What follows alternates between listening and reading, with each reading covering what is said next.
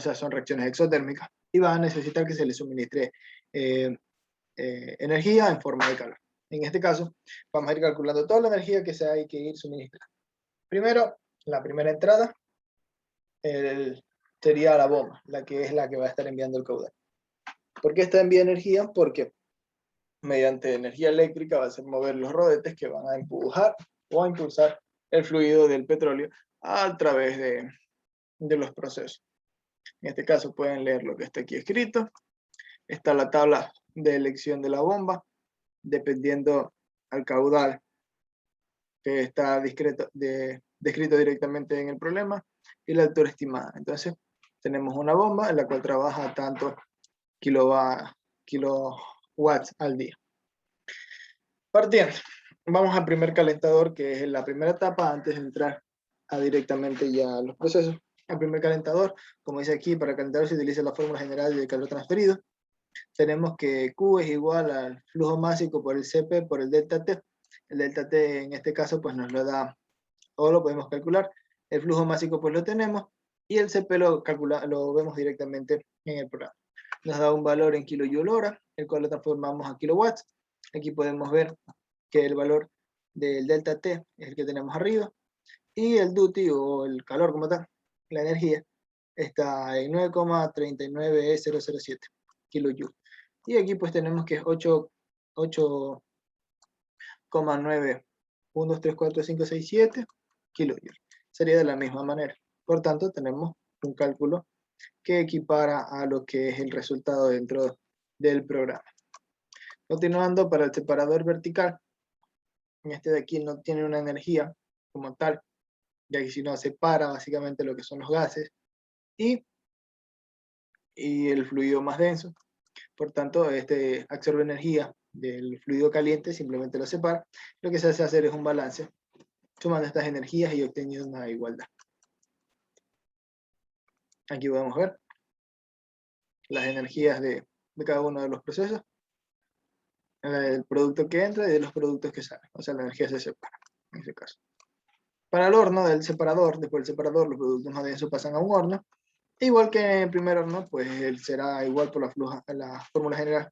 Q igual al flujo másico por CP por el delta T, obteniendo un valor similar al valor que nos da de resultado. Lo calculamos a kilowatts.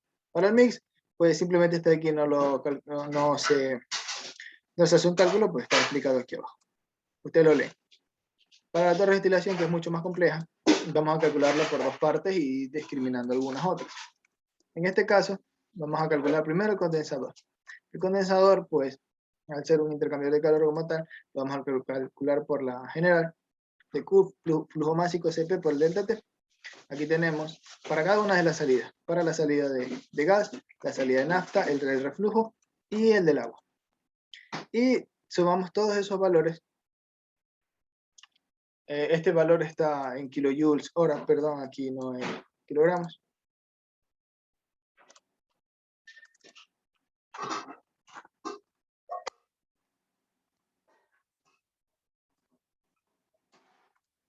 Eso es kilojoules. Kilojoules, no kilogramos. Restamos el valor de la corriente a la entrada, luego conocer los valores. Aquí tenemos todos los valores sumados, lo que está aquí. Es kilojoules, sino que se ha ido multiplicado. Se lo resta al valor de energía de entrada del reflujo que devuelve al condensador.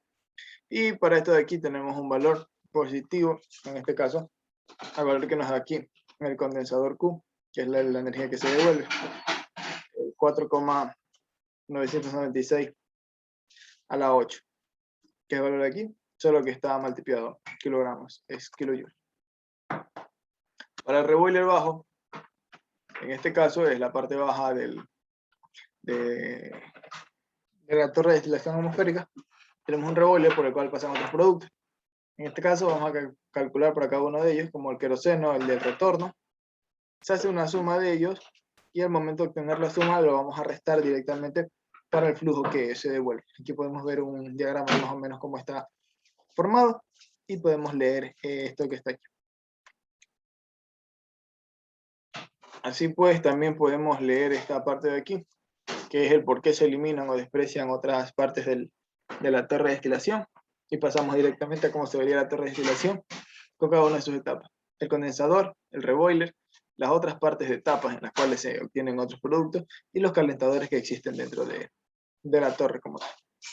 Ahora, la separación de la nafta, la cual sucede por la parte superior en la nafta total, no la tomamos en consideración para hacer cálculo energético. El mixer de los residuos de la parte baja tampoco se lo toma en consideración. Y se parte directamente a lo que es el cooler, que parte del mixer anterior y va a la torre de vacío.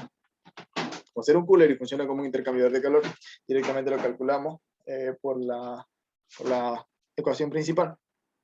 Flujo másico por el CP por el delta T, y obtenemos el valor de la cantidad de kilojoules. Ahora, y lo vamos a pasar a kilovatios. Aquí lo podemos ver, el resultado es prácticamente similar. Por tanto, continuamos. Al obtener todos estos valores, podemos sacar los valores totales de la torre de destilación. Aquí podemos ver todos los valores de la torre, las entradas y las salidas de la energía. Esto solo de la torre. Pasamos a la torre de vacío. Es un poco más pequeña en este caso, ya que tiene menos alcance.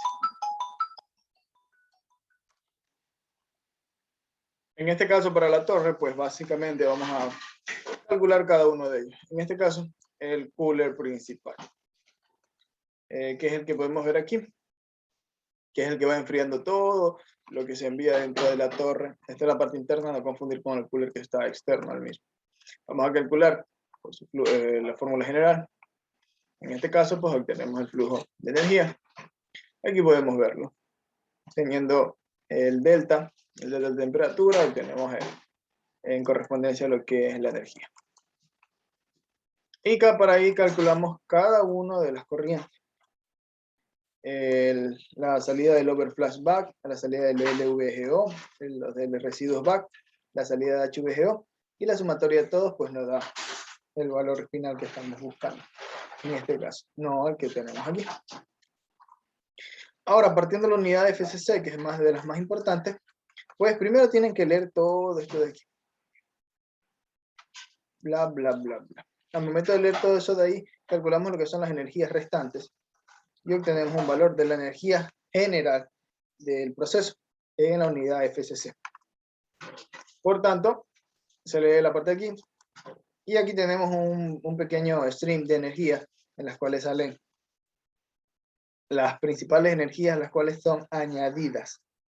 Así, añadidas. Tenemos el calentador 1, el calentador, el condensador, el cooler, la torre de destilación, el cooler 2 y el calentador interno de la torre. Son los calentadores principales que añaden energía. Y por ende no hemos puesto los que la quitan. Ahora la unidad de almacenamiento y mezcla, pues no tiene mayor relevancia, bla, bla, bla. No se lo puede. Ahora pasamos al dimensionamiento de equipos. Esto ya debe explicarlo alguien más. El dimensionamiento de equipos, vamos a utilizar la fórmula general de que el área superficial del equipo será igual al calor transmitido, el calor intercambiado entre el coeficiente global de transferencia de calor del equipo por el factor de corrección por la media logarítmica o la media logarítmica corregida. En este caso la mayoría de datos nos lo da directamente el programa, así que utilizamos esta para el primer calentador. Obtenemos que nos da un valor de 8,75 metros cuadrados. En este caso, para el separador, tenemos que el separador es un equipo directamente dimensionado en condiciones estándar, se lo toma mediante su disponibilidad. Obtenemos estos valores y lo vamos a multiplicar para obtener el resultado de 147,1 metros cuadrados. Y aquí obtenemos que en el separador tenemos un valor de 3 por... Perdón. Tenemos un valor de 147,1 metros cuadrados en el área superficial. Y para calcular su volumen, vamos a calcularlo de la siguiente manera. Tenemos que pi por el diámetro por la altura, en este caso.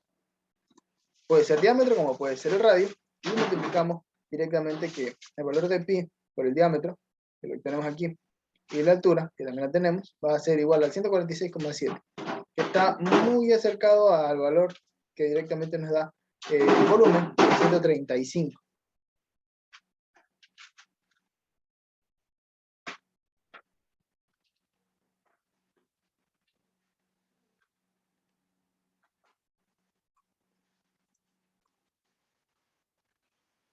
Para el horno 2, como este de aquí, no tiene una transferencia de calor tan alta. Tenemos los siguientes valores, lo cual nos da 35,28 metros. Para la torre de destilación atmosférica, que es un poco más compleja su cálculo, primero necesitamos saber ciertas consideraciones. Entrada el espaciado de los platos, el volumen general, el diámetro de la torre, el tipo de plato y cuántos platos. En este caso, pueden leer todo esto aquí, pero aquí abajo. Tenemos los datos principales, el número de estaciones o de platos, el total de separación, digo, el total en altura, y las pérdidas en milímetros. Tenemos otras operaciones que no necesitamos. Para la altura necesitamos directamente lo que son el número de platos, o el CPL, por el espacio en separación. En este caso tenemos un espacio de separación de 0,513.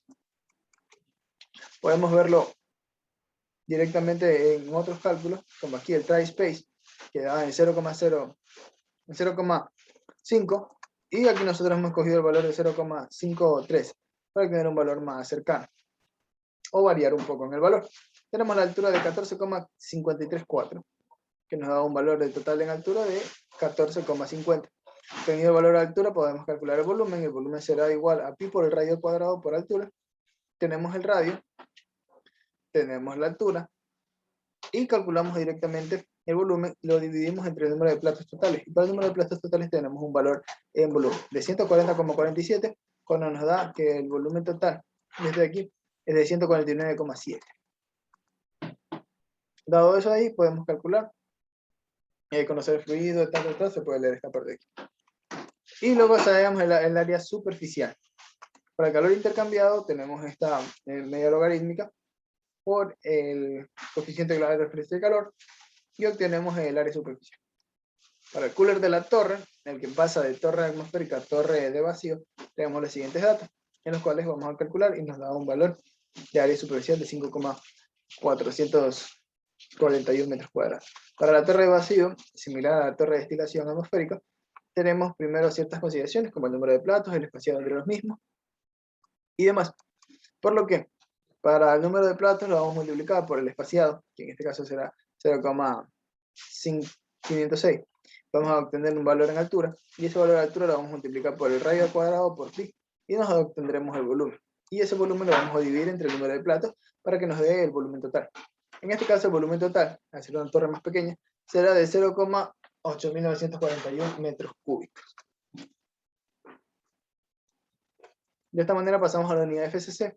Igual que la otra, vamos a leer todo lo que está aquí y vamos a leer los principales datos, como el total de longitud, del diámetro,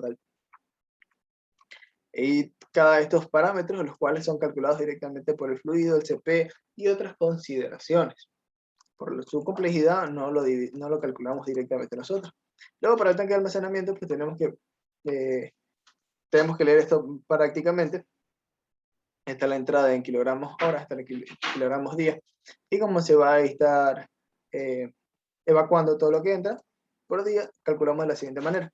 Ya que tenemos el valor en volumen, vamos a calcular la altura y el radio. ¿De qué manera? De que vamos a calcular, sería de esta manera la altura, con el volumen máximo, obteniendo un valor el cual lo vamos a redondear. Y obteniendo ese valor hipotético de la altura, vamos a calcular el valor del radio. En este caso, como nos da un valor de 8,53 metros cuadrados, vamos a utilizar el valor de 8,5 o 8,6 para saber cuál valor es el más óptimo en el valor de volumen que queremos. Para 8,5 nos da un valor inferior a los 27,60 en metros cúbicos que necesitamos, y en 8,6 nos da un valor de 2788,2 metros cúbicos. Por tanto, elegimos a 12 metros por 8,6 por pi. De esta manera obtenemos directamente el resultado. Así podemos ver directamente aquí lo que es en condiciones estándar en metros cúbicos hora, cuánto nos sale de gasolina en esta forma. Luego pasamos a las conclusiones, alguien va a leer las conclusiones en este caso, y unas recomendaciones regularcitas. Y listo. Bienvenidos, somos el grupo número 2 de la materia Ingeniería de Procesos y nuestro grupo está conformado por Yanis López, Yules Dimera y Angie Pincay, quienes hablan. Bien, el tema que vamos a tratar hoy día se trata sobre el control de los intercambiadores de calor. Bien, antes que nada quiero recalcar que un cambiador de calor es cualquier dispositivo en el que se verifique o en el que se realice un intercambio de calor entre dos fluidos, los cuales están separados por una pared. Estos dos fluidos, hay uno frío y uno caliente. El fluido caliente en este caso es el que se denomina como fuente y el fluido frío es el que se denomina como el receptor. Y pues en lo que respecta a lo que es la transferencia de calor, es la